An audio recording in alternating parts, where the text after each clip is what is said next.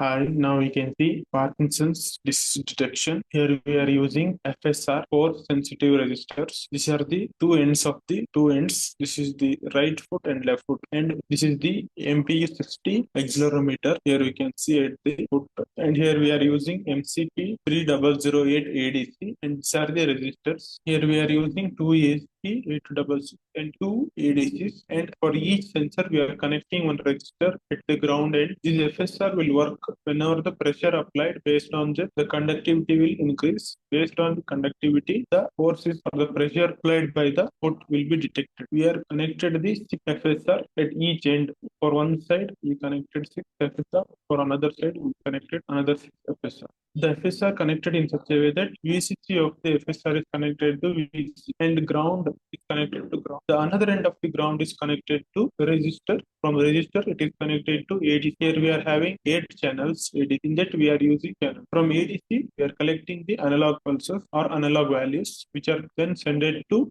ESP8266 using SPI protocol. From one of the end, we are sending the data to database to internet. Here, database is used as MongoDB. The one side of the data is sent through UART to another side. Here we are using left side foot. The left side foot will receive the right side end data using UART. All the 6 data is collected, and all the 18 data like each sensor data plus accelerometer data. 3 is total 6 reading we will get from accelerometer, which is along the x-axis, along the y-axis, and along the z-axis.